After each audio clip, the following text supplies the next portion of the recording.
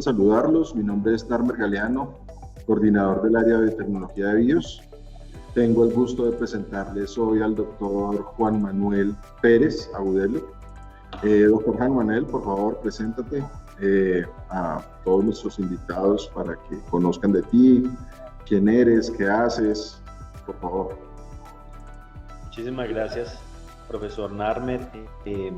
Primero, pues gracias por esta invitación tan interesante a este escenario de conversación. Mi nombre es Juan Manuel Pérez Agudelo, soy médico y cirujano de la Universidad de Caldas. Mi perfil de formación adicional es en el campo de las ciencias biomédicas y de la farmacología, pero además de manera complementaria y dentro del campo de investigación que desarrollo.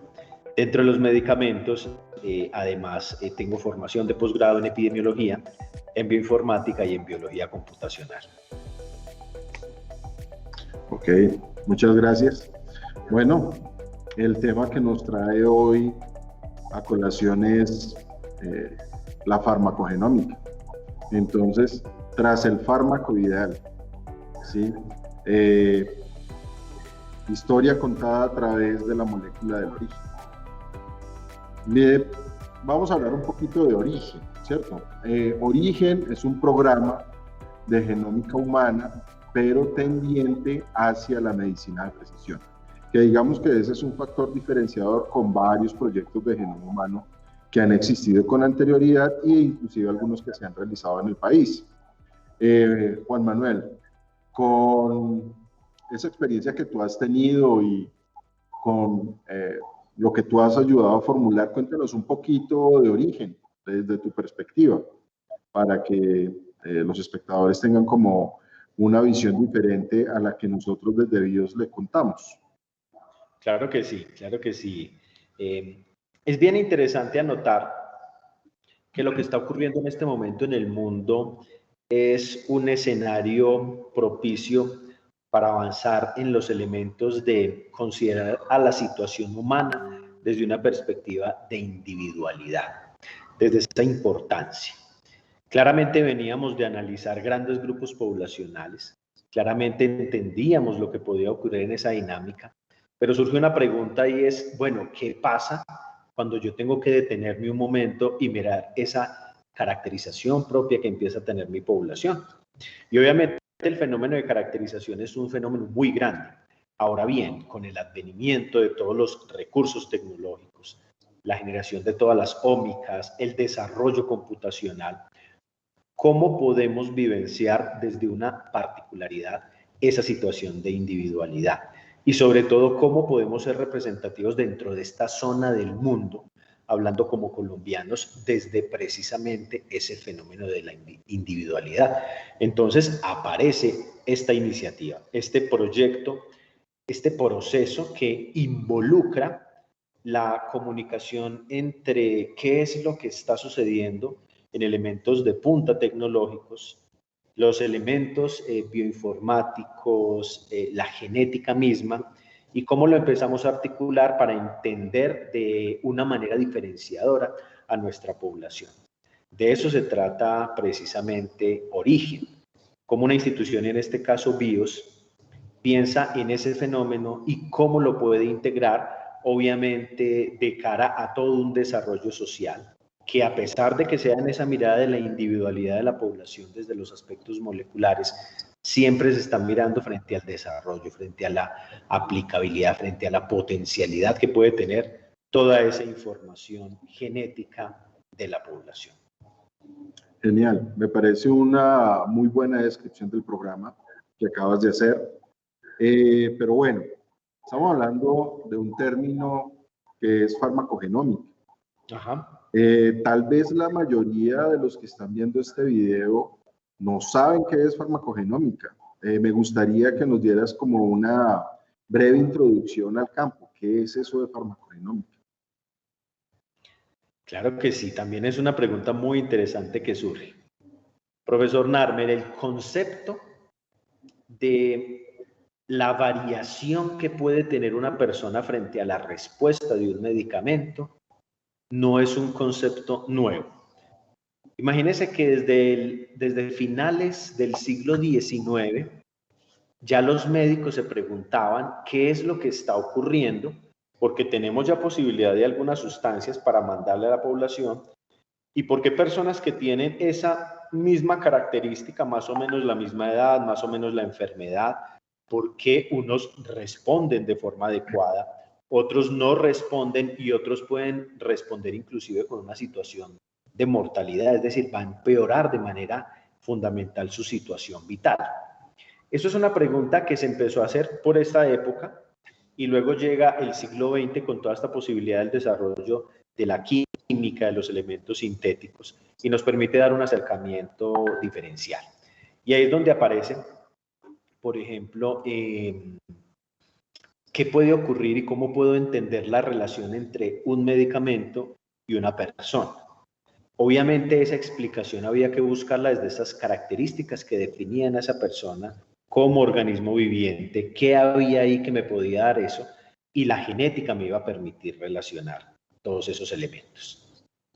En la década de 1950 aparecen unos aportes muy interesantes. Por primera vez se toca un término que es el de farmacogenética, hablando de la relación que tiene precisamente las características moleculares individuales a partir de la genética y cómo me puede permitir explicar esas respuestas diferentes o variables que tengo en la población.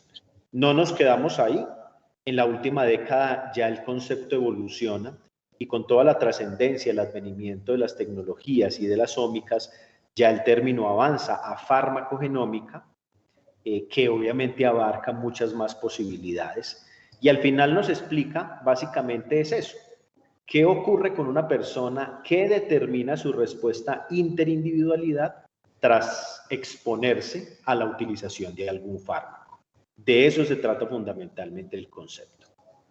Entonces, eso quiere decir que yo tengo mi genoma, tengo una información y de acuerdo a esa información, el médico me puede decir, este es el fármaco indicado para usted y no solamente eso, sino cuál es la mejor dosis para que usted pueda tener provecho de ese medicamento, tener las menores efectos secundarios, bueno, como los diferentes tipos de reacciones que se pueden dar en un individuo expuesto a un medicamento, a un tratamiento determinado.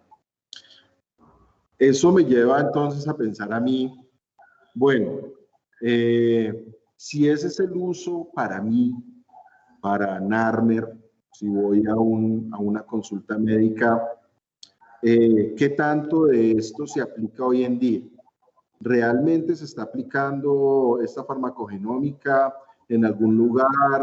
De pronto en nuestro entorno inmediato, ¿sí? ¿Ya se están aplicando este tipo de tecnologías? Esas tecnologías que están entrando de una manera muy fuerte y nos han permeado en los últimos 20 años, han estado mucho más presentes en las decisiones en países desarrollados. Estados Unidos ha avanzado en ese proceso, en la Unión Europea también. Nosotros de alguna forma tangencialmente lo estamos haciendo y cada vez vemos más capacidad de integración de esos elementos. Hay una institución que ha tratado de cerrar y brindarle a la comunidad médica, al sector salud, guías precisas respecto a fármacos que pueden tener unas claras relaciones frente a esa respuesta variable que podría tener en la población. Nos estamos acercando a pasos agigantados, a pasos importantes a esas posibilidades. La posibilidad de tener ya más de 135 guías para aplicar en el campo clínico, nos está hablando del avance importante. Obviamente todo esto como parte de los elementos tecnológicos que pueden meterse en el sector salud, genera una curva de adaptación, de aprendizaje, de crecimiento en el que nosotros nos estamos metiendo. Pero obviamente, como decía, países como Estados Unidos ya le apuestan de una manera importante. La FDA abiertamente manifiesta como institución reguladora de los medicamentos en esta zona de Occidente cómo debemos mirar de manera diferente los fármacos respecto al paciente y cómo se integra eso a partir de esas guías de utilización clínica. De manera importante para la región, la Clínica San Marcel, la institución que está dentro de la Caja de Compensación Familiar de Caldas, le apuesta muy seriamente a todo este desarrollo. Ha generado programas precisamente, en este caso uno particular, que es el de riesgo cardiovascular, donde los pacientes, por una situación de valoración en su individualidad, lo que hemos llamado medicina personalizada de precisión, pueden tener la posibilidad de acceder a este tipo de tecnologías, valorarlos de manera genética y de esta manera poder particularizar en sus necesidades la introducción de ciertos tipos de fármacos. Quiere decir que es una realidad que tenemos ya a la mano, es una realidad cercana y obviamente pues hay unos retos importantes que tendríamos que asumir en ese proceso. Muy bien. Hablando de todo un poco, ¿cuáles son esos retos que hay que asumir? ¿Cierto? Y me gustaría saber también, bueno, si existe la tecnología, se está empezando a usar tangencialmente, como decías, tenemos a la gente de los profesionales de salud preparados para el uso de la tecnología, porque es que una cosa es que esté disponible la tecnología y otra cosa es que se pueda usar efectivamente porque tenemos el personal para ello. ¿Cómo está la situación en ese caso? Claro que sí. Qué buen punto este. Y a veces lo llaman barreras para el acceso a todo esto. Yo lo veo como una oportunidad. Pero ¿hacia qué deberíamos trabajar como oportunidad? Lo primero es, si tenemos los laboratorios que nos pueden responder hasta esta necesidad, es decir, que yo, por ejemplo, pida para un paciente unas variantes genéticas, una prueba molecular de este tipo, y el laboratorio me pueda entregar un reporte. ¿Sí? Que esa misma pregunta se hizo hace muchos años, cuando existía la idea de que yo podría pedirle a alguien un examen de azúcar en la sangre, sabiendo que lo único que podía hacer el médico literalmente era probar la orina para ver si estaba dulce o no. Esa era una pregunta que surgía en ese momento. ¿Existirá el laboratorio, la tecnología que me entregue a mí eso? En este momento nos hacemos también esa pregunta. La respuesta es sí, claramente podemos tener laboratorios, cada vez estamos más preparados, o sea que ese reto lo estamos de alguna manera superando. El otro elemento es la situación económica. ¿Cuánto nos puede costar acceder a este tipo de procedimientos dentro de la solicitud de un examen, como sería cualquier otro examen en el campo de la salud?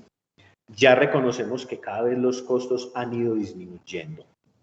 Pedir antes un genoma era una situación que desde la parte económica era casi que irrisorio pensarlo, porque eran miles de dólares. Ahora estamos viendo que estas pruebas cada vez más se están acercando a valores tan fáciles de manejar para un sistema de salud, como por ejemplo 300.000 pesos, 350.000 pesos.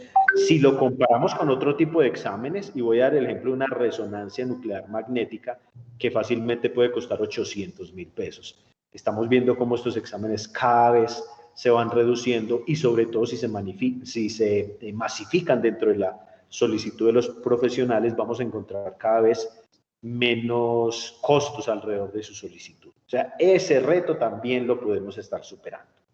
Y el otro reto representativo, que hay que hacer un trabajo, sobre todo sensibilización y preparación a todas las instituciones que forman los profesionales, es cómo el profesional entiende cómo lo puede solicitar y cómo une todo eso y lo aprovecha para el paciente, ¿cierto? Está el reto entonces de la educación, del acceso en un nivel superior para que los médicos empiezan a tener una clara formación y se aproveche. Entonces, esos serían como los escenarios de retos que nos encontramos, el acceso al laboratorio que nos genere, el equilibrio con la parte económica que va a ser muy importante para que se acepte además por las diferentes aseguradoras de la salud, pero además el profesional que debe entender y debe ponerse en un elemento muy importante para la interpretación adecuada de todas estas pruebas. Ok, muchas gracias. Bueno, me queda claro que en la farmacogenómica yo busco un medicamento específico para una persona. ¿Qué otras cosas o qué otros usos puede tener la farmacogenómica o qué estudios se están realizando que sean aplicables a un sistema de salud determinado. Inicialmente se pensaba claramente el aporte que podía tener la individualización del tratamiento. De acuerdo a ese perfil genético, poder determinar cuál puede ser el mejor medicamento. Pero la industria farmacéutica, que tiene una relación muy importante con todo este desarrollo, pensó en un sentido inverso, pero fue muy útil. ¿Cómo en vez de esperar a que las personas se les pueda hacer eso, por qué no nos vamos desde el principio? Y lo que hacemos es más bien, desarrollemos un medicamento que pueda adaptarse más a las condiciones de las personas. Entonces también ha permitido hacer un diseño más inteligente de sustancias, donde se limite de alguna forma la exposición a las reacciones adversas y podamos tener posibilidades de coger a la población y darle una mayor participación positiva cuando se trata de mandar medicamentos de manera más abierta. Entonces, ese análisis inverso que se ha realizado nos va a permitir en un futuro muy cercano tener sustancias desarrolladas desde el principio bajo la perspectiva de precisión. Ok. Bueno, digamos que la farmacogenómica nos podría llevar, según lo que tú nos estás diciendo, al diseño de nuevos medicamentos. En estos momentos, en la industria farmacéutica, ¿ya hay algún caso que se pueda de pronto tocar o colocar como un ejemplo de esto? Claro que sí, tenemos varios casos, pero hay uno bastante sonado dentro del campo de la aplicación final de fármacos, y es el desarrollo de un grupo de sustancias que se llaman beta-bloqueadores. Desde la perspectiva cardiovascular, es decir, aquellos pacientes que tienen problemas cardíacos, problemas como la hipertensión y similares, es muy importante en algún punto poder manejarlos con estas sustancias. Pero lo que ha ocurrido fundamentalmente es que exponemos a la población y esperamos por un ensayo-error a encontrar cuál es la problemática que se desencadena. Para el caso de los beta-bloqueadores, las sustancias que les estoy precisando, lo que podría ocurrir son tres grandes posibilidades cuando no hemos pensado en el fenómeno de individualización. Y son, uno, que funcione y que el paciente se estabilice, que eso es lo que creeríamos que va a ocurrir para toda la población, no es el caso. Por otro lado, que no funcione y el paciente persista con la condición o la enfermedad y eso lo lleva a un empeoramiento progresivo. O por otro lado, que funcione excesivamente, es decir, que el cuerpo se vea lleno, inundado de ese medicamento y genere más elementos de tipo toxicidad o problemáticos que lo pueden llevar a un deterioro, por ejemplo, del corazón bastante notorio, porque estos medicamentos bajan la funcionalidad del corazón cuando no se equilibran de forma adecuada.